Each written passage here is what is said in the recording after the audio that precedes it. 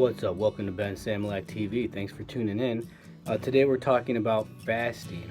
Now, growing up, the group of believers I was with, we didn't really talk about fasting, or at least I didn't, catch it if they did. I was not really, how should I say, really impressed by any speaking about fasting when I was younger.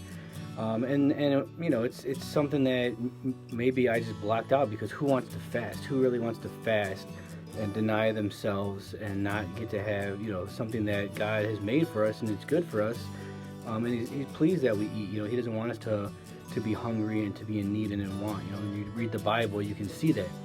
But there are times throughout the Bible where people fasted. And what is fasting? I didn't even know really growing up. And recently the Lord's really been, how should I say, drawing me to diligently seek Him. That verse has been my theme for the last couple months. The Lord is a rewarder of those who diligently seek Him. And that's what I've been sharing with all the believers I'm around, is that, the Lord can be realer than what we have. He can be, but we need to diligently seek Him.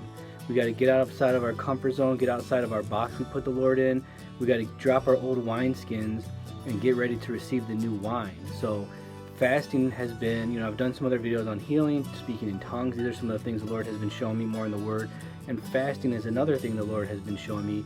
He told me, He said, man shall not live on bread alone, but on every word that proceeds out through the mouth of God. That's what He told the devil when the devil tried to tempt Him with food. And what the Lord showed me in that verse was that we need to enter into the spiritual realm. There's a new realm that we can enter into, and it doesn't come through this physical, through our five senses. It comes through our spirit. It comes through our diligently seeking the Lord.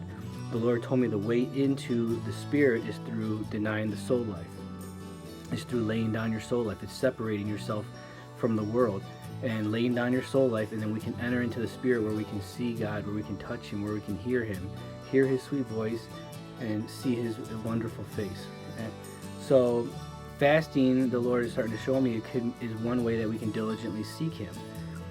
Fasting, I think in most part has to do with food. Now there's the human aspect and the spiritual aspect. One thing the Lord is showing me is that all the things He prescribed to the children of Israel, a lot of them were not just rules and regulations just for random reasons. There was reasons for it. A lot of the food restrictions were for their health wise. All the cleaning restrictions were for them to be clean people, so they didn't get sick and die through all these. They didn't have modern medicine like we do today. But when you keep your people clean, you keep excrement out of your camp.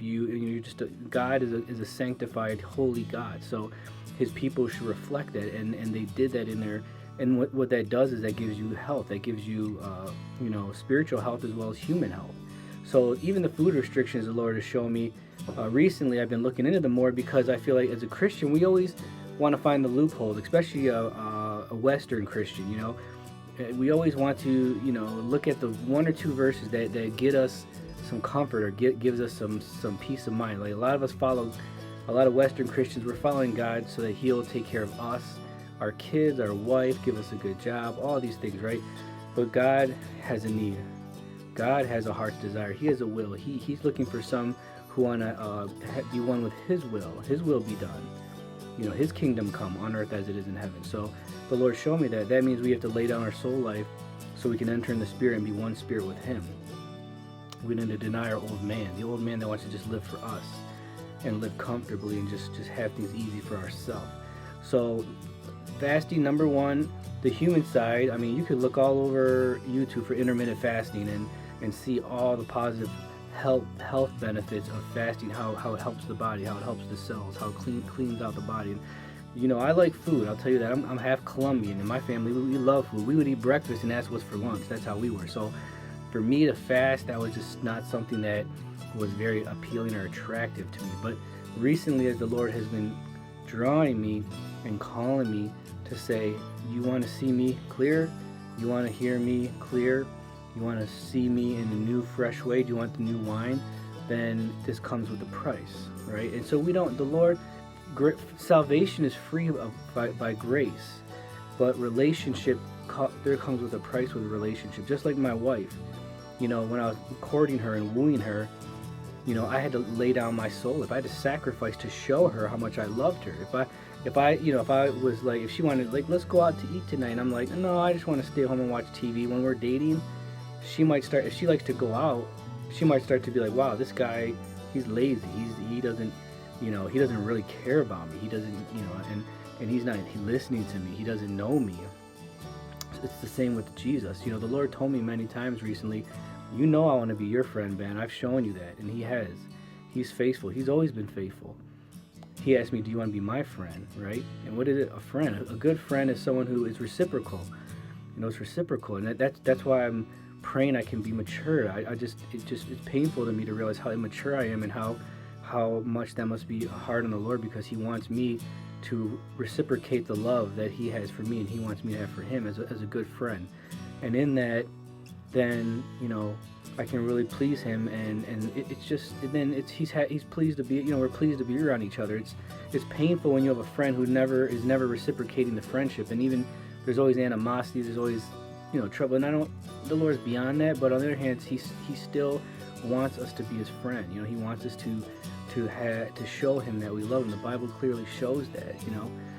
So fasting, it has the human aspect, which is, it's good. It's just good for our body, I think, to fast. I'm realizing that, but it's nice that we don't just fast like a lot of people are doing out of their own willpower, but we fast out of the hunger and the longing to know the Lord more. And when I put aside time, and I've been doing this, and just this day is for the Lord, and I'm not going to eat, I'm not going to drink, and I have kids and a wife, so I have to help cook the food for them and help out with some of those needs of the family. So it's difficult. But the Lord, it's funny.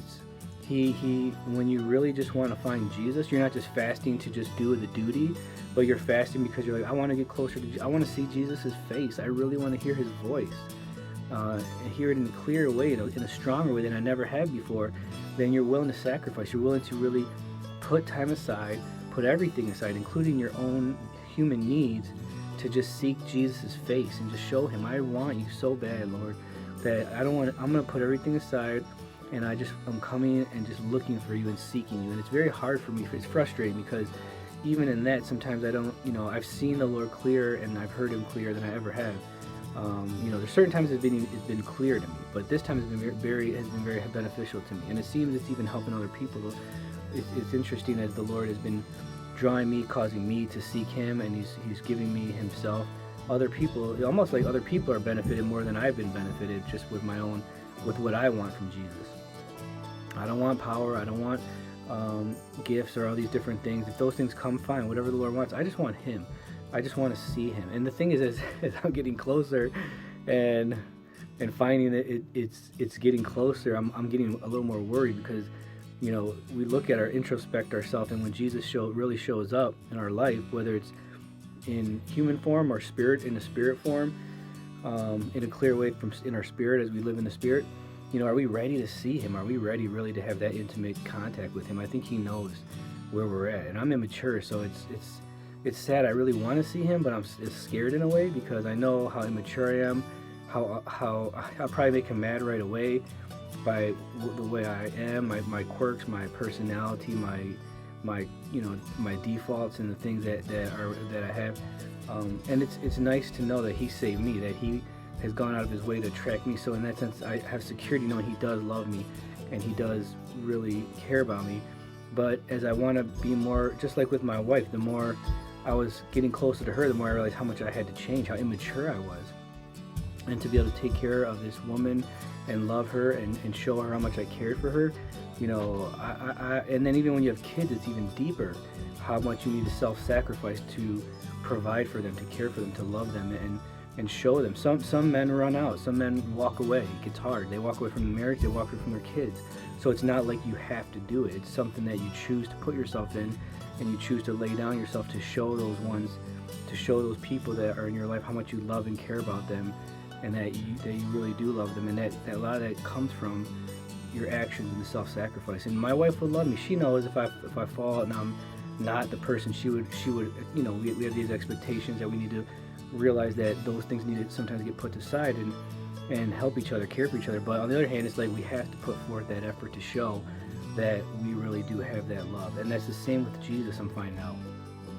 The more we mature, the more he can show himself to us. The more we put aside all of these quirks and all these things that are keeping us veiled from seeing him. We have to ask him to help us put them aside. And as we diligently seek him, I do believe he's helping me do that. If you're satisfied though, if you're comfortable where you're at, then there's no need for him to help you grow, because you're okay. And for a long time I've been like that. It's not like I've been in sin or that I've been, backsliding. I've had that in that time in my life, but more of the last 10, 15 years I've been serving him, following him, helping other people, but it's been more the heavenly bread, the earthly bread religion rather than the heavenly bread, because the heavenly bread comes with a price. And especially in this country, it's not, we don't really have to pay a price many times. It's not really required of us. So on the other hand, maybe it's even better than with us. We have a better, because we can self-sacrifice without having to, which to me can be even probably more precious to the Lord. When someone has to self-sacrifice because their country is a lot more restrictive to believers, to the Bible, they're persecuted when they love him. That's how precious that is to the Lord, that someone would be willing to be persecuted for him.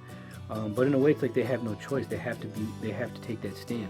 Whereas with us, we have so much comfort that it's almost we have to make the choice to do it ourselves, to self-sacrifice for the Lord, and find those opportunities, so we can not only receive all the grace and love he gives us, but we can show him in some ways, that we love him too, and we want him more. We want to see him more. We want to receive the new wine. Put aside all the things that we've established in our religious Christian life up to this point, and realize that we need to break out of that box and to go further, and we need to let the Lord work in us, and that comes by us continually to come deeper to him and not being satisfied with what we have, which would then drive us to diligently seek him, to self-sacrifice, to separate ourselves, to lay down our soul life in whatever way that we can find ways.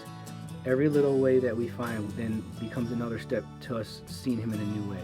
So I'll end at that. But fasting, it can be a really good way to get closer to the Lord, to reciprocate that sacrifice he's given to us. He laid down his life and bought us back.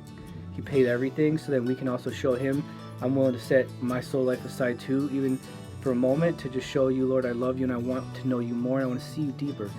And it's also good for the health, for our body, that there's so many benefits to intermittent fasting that you can just go online and find all that. But so that's all I'll say. Hopefully this was helpful, and thanks for tuning in. Thanks for subscribing, for all the support.